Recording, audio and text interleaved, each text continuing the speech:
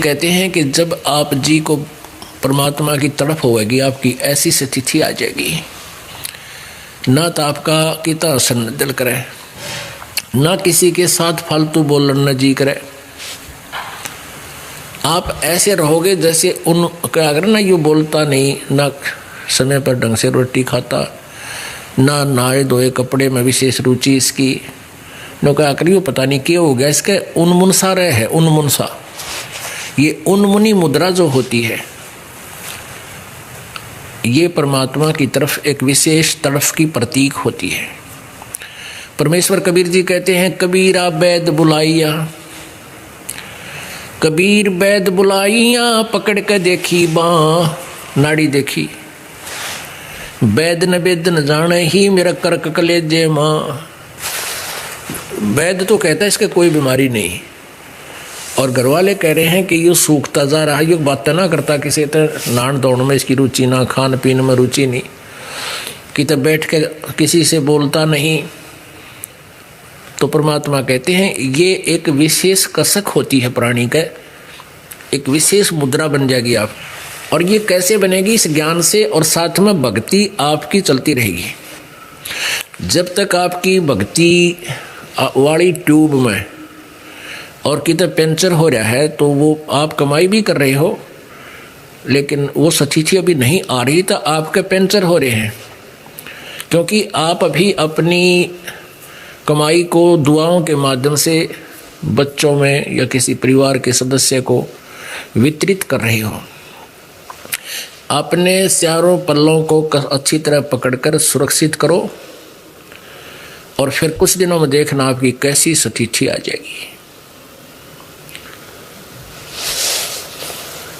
अपने आत्माओं, आप बालक हो, कुछ एक तो अभी आए हैं, भाई नाम लिया होगा आजकल में, और वो तो केवल उद्देश्य यही लेकर आए हैं कि हम तो अपने बच्चों को, माता पिता को ही स्वस्थ कराने के लिए आए हैं। वो तो हो जाएगा, वो तो कोई दिक्कत को नहीं यहाँ पर।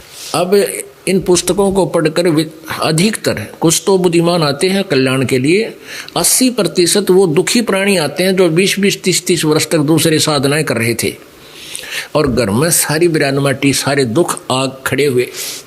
कोई प्रेत आत्मा परेशान कर रही है, किधर कोई पितर सता रहा है, किसी ने कुछ। एक भक्त आया इधर से, बिहार से, दरभंगा से, कितने बतावन थे आई भी हैं। वो कह रहे थे जी हमारे घर जो है प्रेत आत्माओं का बहुत ज़्यादा दबाव है, और बहुत ही हानि हमें हो चुकी है, बहुत तकलीफ है हमारे घर में, घर कर गई हैं, शरीर भी स्वस्थ नहीं है। हमारा जो कुल देव था जिसकी हम पूजा करा करते हैं, उसने हमें कहा कि आप हरियाणा में संत रामपाल जी के पास जाओ, वहाँ से नाम लो, तुम्हारा वहाँ से कल्याण होगा। तो पुण्यात्मा, ये ऐसे व्यक्ति जो आते हैं उनका उद्देश्य केवल यही होता है कि हमें बीमारी से पीछा छूटा है, और जो भी हमारे ऊपर ये ऊपरी शक्ति है ख़त्म हो। ये तो ऑटोमेटिकली ख़त्म हो जाएगी यहाँ पर। हम इसका ना झाड़ा लाते, ना इसकी कोई इसको भगाने की विधि जानते। हमारे पास ऑल आउट है, और जहाँ ऑल आउट होगी वहाँ मच्छर नहीं रह सकते। हमारे पास ये मंत्र ऐसा है, जहाँ जिसके घर में ये मंत्र प्रवेश हो गया, जिस परिवाणी का, वो ऑल आउट का काम करेगा। भूत प्रेत पितर सब गोड़ी हो जाएंगे वहाँ तक। अब और समस्या आती है, फिर क्या होता है कि जैसे ये पुराने रंग में रंगी हुई पुरानी, एक भक्त कह रहा था जी हमारे अंदर बहुत दिक्कत थी, हमारे घर में सारे पिताजी भी भूत बन रहा, रिश्तेदार भी भूत, वो पूरी मंडली तैयार कर रहा अपनी, सारे ग्रुप इकट्ठा हो रहा उनका, और वो हमारे घर में रहे, और हमारी बयानमा टिक रखी। हमने आपका नाम ले लिया, अब वो चले गए दूसरे जो और का केताऊ थे उनके जा बैठे। अब वो सैना दौरा गए ये जंतर मंतर कन्याओं के पास, वो कहने लगे कि तुम्हारे घर पे करवा दिया उनने, मतलब हमारा नाम लिया उन्होंने, कि उन तुम्हारे घर वालों ने तुम्हारे ऊपर के में करवा दिया, और वो सारे थारा गलवा दिए। वो हमारे सर हो गए, हमारे घर झगड़ा करें, तुमने हमारा जंतर मंतर करवा दिया। वो मेरे से कहने लगे जी रोज़ दुखी करें हैं लोग, तुमने हमारे के में करवा दिया। तो उनको बता भी हमने कुछ नहीं करवाया, हमने आपको उपदेश दे दिया, वो तुम्हारे घर नहीं आ सकते। और उनको भी समझाओ अपने चाचे ताऊओं को कि आप भी ऑल आउट ले लो, आप भी मंत्र ले लो पीछा छूटा, पर वो नहीं माने और उनके घर में वो उधमसूत रह रहा है।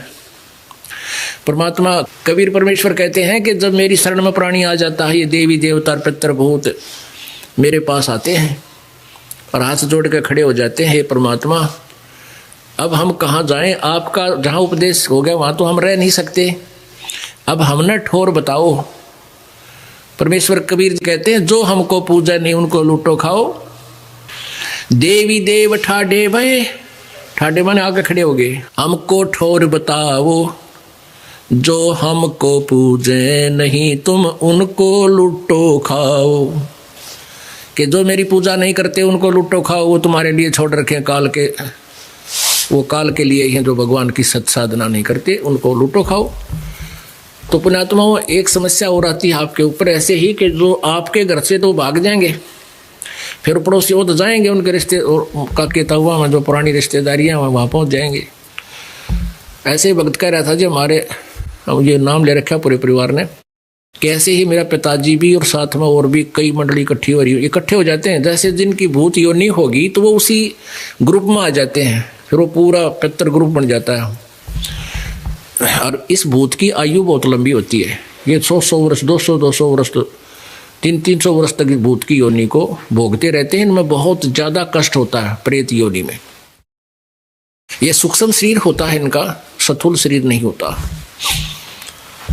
कहने लगा जी फिर वो हमारे जो पूरी मंडली थी आपका नाम लेने के बाद वो तो भाग गए वहाँ से, वो हमारे रिश्तेदार हम चले गए दूसरे गांव में। तो उनमें लागे फिर वो उधमस्तारण, वो कहने लगे भाई तुम, उनने पूछा भाई तुम यहाँ क्यों आ गए? नहीं बोले उनने तो भगवान का नाम ले लिया, वहाँ नहीं जा सकते, अब आप कह रहे करेंगे। अब वो वही ठिकाना हो गया उनका। तो जहाँ ऑल आउट हो जाएगी वहाँ से आप भाग जाओगे। लेकिन हम मर्यादा में ना रह करके उनको काफ़ी दिन तक अपने घर रख लेते हैं। परमात्मा का नाम मर्यादा से चलता है। तो इस प्रकार पुण्यात्माओं, जो पुण्यात्मा यहाँ आते हैं, जो पहली बार आए हैं, वो तो ये सोचे हैं, कई ऐसे हैं जिनका कैंसर हो रही है वो आए हैं, कुछ है कि और बहुत सी बीमारियां हैं, चला जाता नहीं उठा जाता नहीं, उसको लेकर आए। तो हम साथ में एक कहते हैं कि आप इसके साथ साथ परिवार के सदस्य भी नाम लें। कुछ एक ऐसी आपदाएं होती हैं, जैसे एक सदस्य घर के में प्रेत आत्मा प्रवेश है और उसको नाम मिल गया, उसके निकल कर दूसरे में बढ़ जाएगी, फिर उसकी साल 6 महीना में उसकी वह स्थिति हो जाएगी। तो हम कहते हैं कि तुम सारे ही क्यों ना ये ले लो और कल्याण होगा। तो एक अनमोल काम है। केवल उद्देश्य हमारा रोग काटने का नहीं है, रोग तो आप पे कटेंगे। जैसे बीज बोने के लिए खेत संवारना ही पड़ता है, उसमें से सारा अडंगा हटाना पड़ा है, तो ये सब अडंगा इस नाम के बीजन तो पहले हटाना पड़ता है। उसके लिए हम पहला मंत्र देते हैं। उस प्रथम मंत्र से आपके अंदर की जितनी भी ओपरी पराई सब ये भाग जाएंगी, एक भी नहीं टोई पाओगी। आपके हृदय में एक विशेष कसक बनेगी भगवान की, तब आपको सतनाम दिया जाता है। दूसरी सतिथि में, दूसरी स्टेज पर तब ये भक्ति चलती है। तो वो जो पहली बार आए हैं उनका उद्देश्य तो केवल यही होता है कि भाई मेरा बाप पिताजी ठीक हो जाए, या मेरी बहन बीमार है ये ठीक हो जाए, या मेरी पत्नी ठीक हो जाए, या मैं स्वस्थ हो जाऊं। और दास ये कह रहा है कि तुमने ये दुआएं नहीं बांटनी, तो उनको थोड़ा सा ज्ञान अधिक सुनना पड़ेगा। अधिक ज्ञान सुनने से फिर आपके समझ में आ जाएगी यह सचमुच ऐसा ही है। अब सब ने, आप जी ने नाम ले लिया, आप भी भक्ति करो, उनसे भी भक्ति कराओ, और सब मिलकर के भगवान के दरबार में आते रहो, तो सभी का कल्याण हो जाएगा। अब परमात्मा के लिए हम आज से नहीं, असंख्य युगों से भटक रहे हैं, साधनाएं कर रहे हैं, लेकिन भगवान नहीं मिला। हमारा प्रयत्न जारी है, परमात्मा नहीं मिला। क्योंकि हमें जब परमात्मा मिलने का समय आता है, उसमें या तो हमारा मानव शरीर नहीं होता, मानव शरीर होता है तो हम मिसगाइड गणे होते हैं, दूसरे नकली गुरुओं के द्वारा हमारे अंदर इतना ज्ञान भर दिया गया होता है, तो वो परमात्मा के सच्चे ज्ञान को टिकण नहीं देता। उसके लिए अधिक ज्ञान की आवश्यकता है, उसके लिए अधिक अटेंडेंस, उपस्थिति की आपको आवश्यकता है। इसलिए आपको बार बार यहाँ बुलाया जाता है। परमात्मा के लिए किन किन व्यक्तियों ने प्रयत्न किए। आप तो कहते हो कि जैसे दास कहता अभी महीने में 2 महीने में तुम अवश्य आया करो। कई कहते हैं जी हमें समय नहीं, दूर देश से आते हैं, तो उनके लिए 2-3 महीने भी कर दिए, भाई 3 महीने में आ जाया करो। ये तो एक औपचारिकता है, लेकिन जिस दिन आपके तरफ बनेगी आप डटे नहीं डट सकते। एक घर का सदस्य शराब पीता है और मेरे ख्याल में 100 रुपया की बोतल आती होगी कम से कम, ना तो जान नहीं, और वह एक दिन में ना 2 दिन में वो 100 रुपये की बोतल जरूर खराब कर देता होगा। और एक व्यक्ति बीड़ी पीता है, आजकल तो 5-6 रुपये का बंडल हो रहा होगा, 2-2 बंडल पी जा कम से कम। आप पीवा फिर पड़ोसी मांग ले दी एक बीड़ी, माचिस का खर्चा नहीं आ रहा। यानी एक महीने में 50 रुपये की शराब और 10 रुपये की बीड़ी, 60 रुपये, कितने हो गए? 1800 रुपये महीने का खर्चा, और माचिस रहेगी न्यारी। और कोई भुक्की खावा है और कोई पान खाकर पेट थूक है, क्या मतलब है? यो खान की चीज़, रोटी खाओ, भाई सेब संतरे खा लो, पान खावें लाल मुँह थूकें उड़ा बुरा हाल कर दें। तो इस तरह तम्बाकू खावें, तम्बाकू खान की चीज़ है, कमाल की याद, सेब खाओ, संतरे खाओ, काजू खाओ। तो इस तरह की बकवादियाँ त्याग देने से बहुत पैसा बचता है। उस पैसे को आप परमात्मा के लिए दान में, आने और जाने के किराए में लगाओ। आपके यहाँ आने का किराए का जो पैसा है, आने और जाने का, वो भी आपके पुण्य में गिनती होता है। पुण्यात्माओं देखो, जो जिनको ये ज्ञान नहीं, उन्हें तो माया माया दिखा है।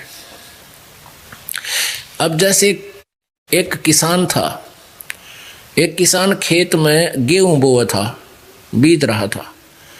और गेहूं कैसे बीजते हैं? एक लोहे की पाइप सी होती है और उसका ऊपर का हिस्सा कीप जैसा होता, ऊपर से खुला, नीचे से पाइप, और हल्के पीछे बांध के बैल जोत के, और उस पाइप में के गेहूं जमीन में डाले जाते हैं।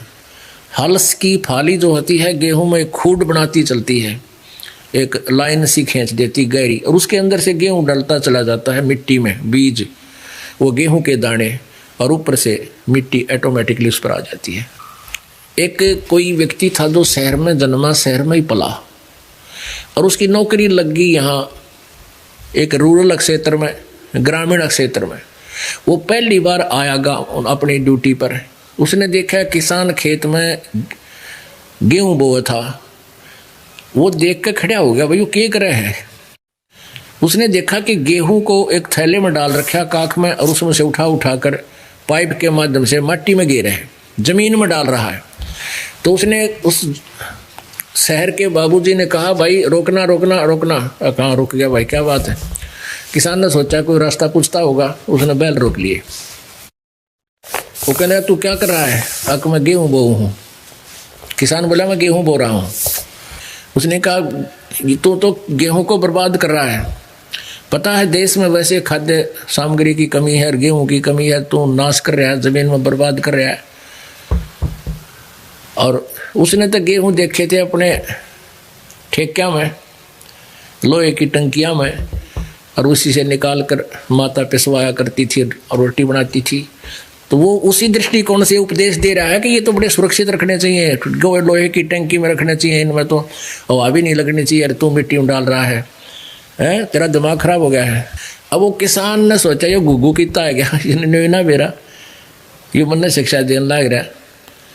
उसको जानता गया कि वो कितना चिड़िया घर में आया है। तो वो कहने लगा, उसने समझाया कि बाबूजी बात सुनो, मैं गेहूं को बर्बाद नहीं कर रहा, ये आज जो मिट्टी में डाल रहा हूं आपकी दृष्टि में ये बर्बाद होते दिखे हैं, ये मुझे आबाद करेंगे। आज से 4-5 महीने के बाद आज मैं 1 एकड़ में 40 किलो गेहूं डाल रहा हूं मिट्टी में, और ये 70 मन, एक मन में 40 किलो होते हैं, ये 70 मन होंगे इसमें। अब उसके बाद समझ में नहीं आया क्योंकि वो प्रोसीजर से परिचित नहीं था। अब किसान उस शहरी बाबूजी की बात ने कैसे माना है, क्योंकि वो तो प्रैक्टिकल किए हुए। तो 5-4 महीने के बाद फिर उसको दिखाया कि वो आया, जब गेहूँ पक गए, एक दाने से एक समूह बना, गुच्छा बन गया, उत्पन्न हुआ, और प्रत्येक में 10-10, 15-15 गुच्छे बन गए। उनमें फिर बाली, प्रत्येक में एक बाली में 20-20, 30-30 गेहूँ तब उसका विश्वास हुआ, कहा सच्ची भाई तो ठीक है था।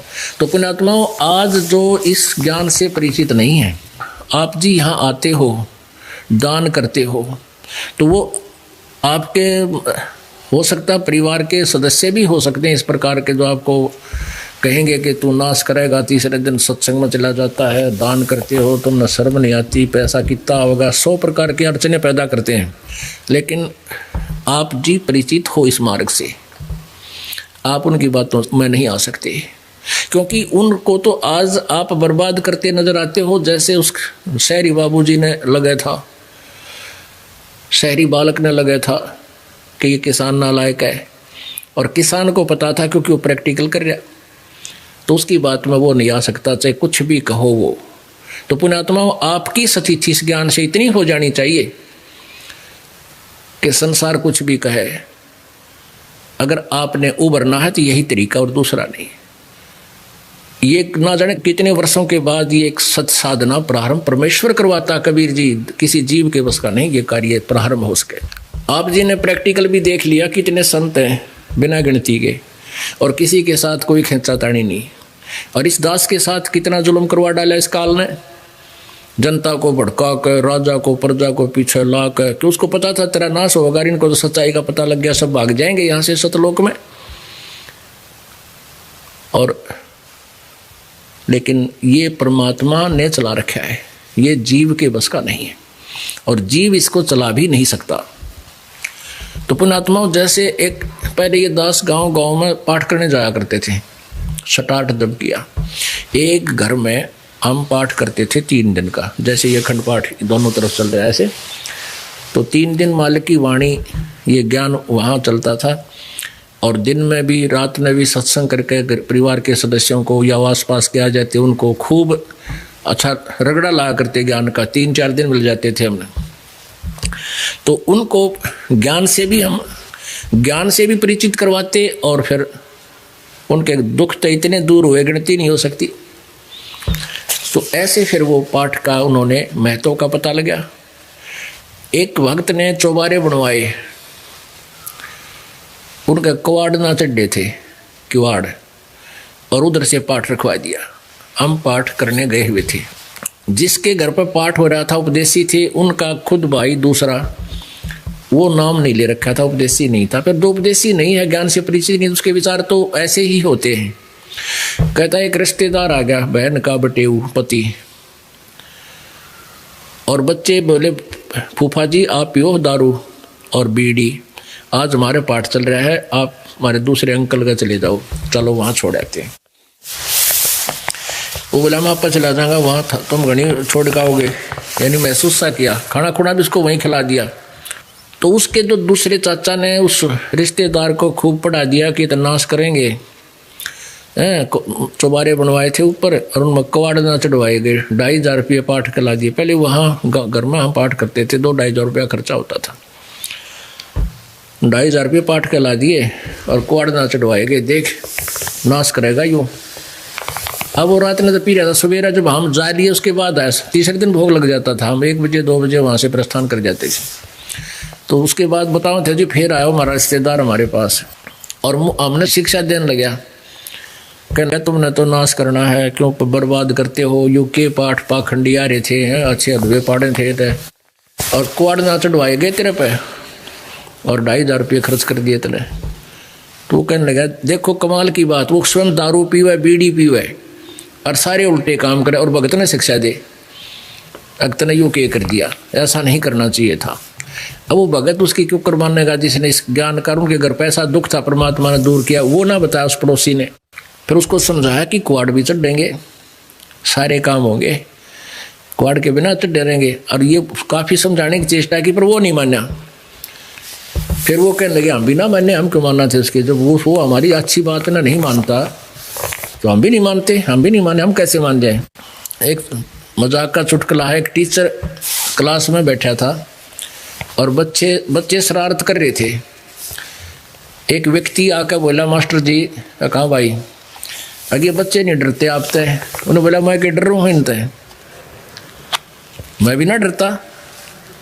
तो भाई वो ना मानेंगे तो हम भी ना मानना उनकी, सीधी सी बात।